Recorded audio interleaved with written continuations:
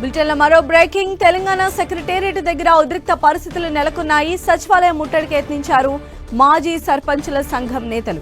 Pending బిల్లులను వెంటనే release చేయాలని డిమాండ్ చేశారు. ర్యాలీగా వచ్చిన మాజీ సర్పంచ్లను పోలీసులు అడ్డుకున్నారు. దీంతో ఇరు వర్గాల వాగ్వాదం చోటు చేసుకుంది. దీంతో మాజీ సర్పంచ్లను పోలీసులు అరెస్ట్ చేశారు. ఈ సందర్భంగా ప్రభుత్వం తమ పెండింగ్ బిల్లులను విడుదల చేయకుండా ఇబ్బంది పెడుతోందని మాజీ సర్పంచ్లు ఆరోపించారు.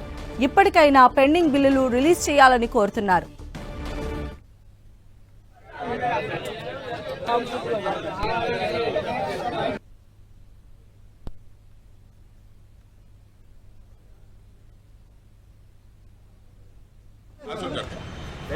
స్పందన లేకపోవడం ఇంత దుర్మార్గమైన ఆలోచన మంజూరు చేయాలని ఆత్మహత్య నివారణ సొంతం